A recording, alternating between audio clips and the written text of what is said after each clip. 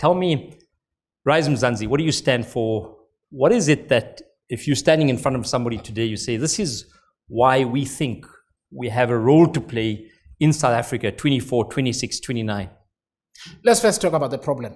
Of course. Well, let's first talk about the problem, because I think it's difficult to then explain without that context what Rise Mzansi is trying to do. The first thing is that we have a democracy that's becoming illegitimate and Right. becoming really dangerous to the sustainability of the entire thing, in that people don't vote. Lots of them, 28 million of them didn't vote in 2021. Yep. Right? And more won't vote in this coming election unless something drastic changes.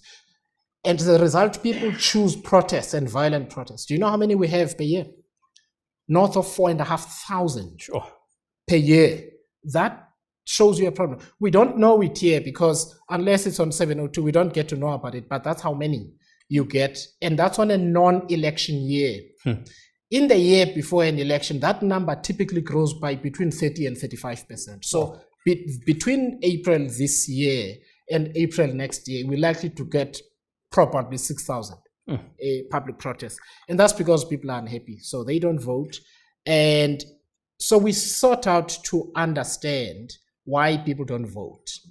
Because people believe that the majority of people just vote for the ANC. The majority of people don't vote. Yeah. So if you want the change, you've got to talk to the silent majority. And if you look at registered people, that's 14 million people who are registered, Right. who don't vote. Wow. So that's a majority. Seriously, Yes, of it course, is numerically, it is a majority. So you need to understand that. And what's missing is people don't feel adequately represented. Right. The political culture turns them off. At best, it pisses them off. Yeah. To be more honest. So that's the one part of the problem.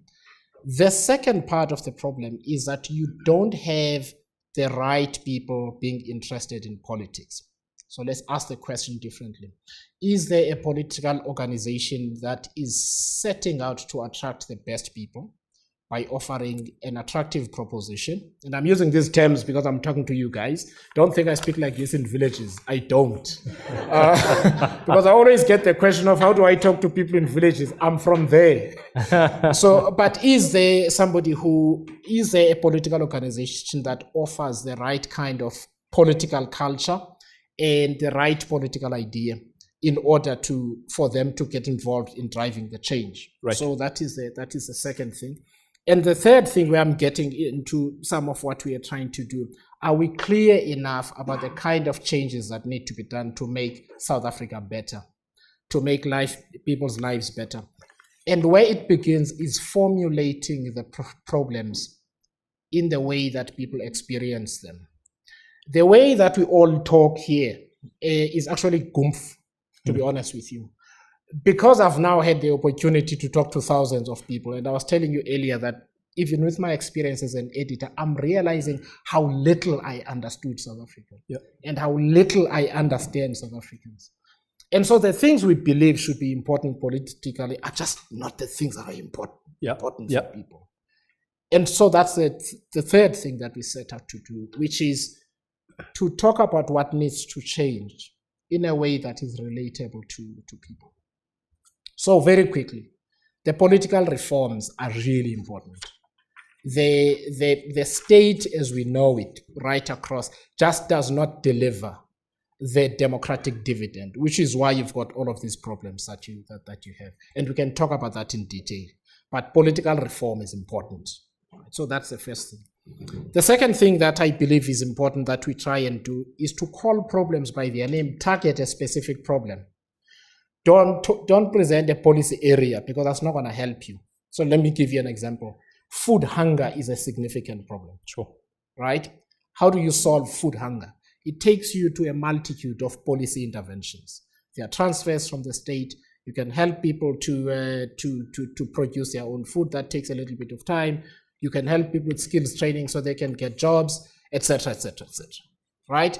But you begin to look at policy in a more integrated way. And guess what? People, even in villages, understand when you speak like that. Sure. Right? So it's not just crime. What kind of crime? It's also categorizing problems according to how they should be managed or they should be dealt with.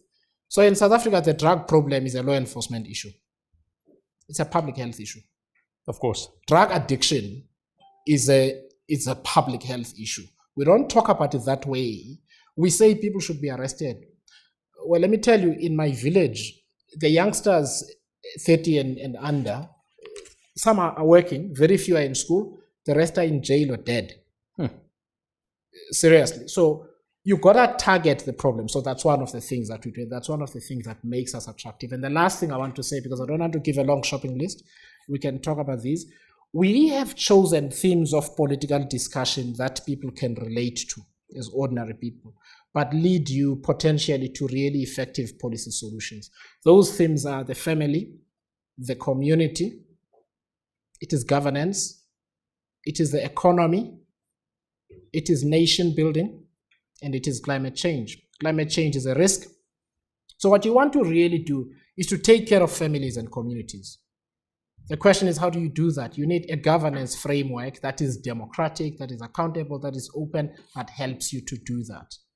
But the society has also got to be prosperous, which means the economy is really important. But we are a nation. We're not, even companies have a national character. They have a national purpose. They have a national ethos. And so nation building becomes important, and we can talk about that as well when we have our conversation. And climate change is an existential risk that we all deal with. And let's get away from the elite conversation about coal and so on. Let's just imagine you live in Durban, in KZN, on all of those slopes that get swept away and flooded. When there is a big flood, climate change is a problem for you. If you come from the area from where I come from, where we used to plant our crops in October, you can't plant them in October anymore. The rains are sometimes delayed, and then when they come, they flood your maize, and it never goes above this much. So it's a food security issue and so on. What I'm trying to say is that ordinary people are able to have these conversations if you frame the political conversation in a way that is accessible and they can understand. And on the basis of these 6 themes, we drive our politics in different areas. Of course, when I'm here, I will also deal with the question of how are you going to solve load shedding and so on, which are the popular questions. We can deal with that.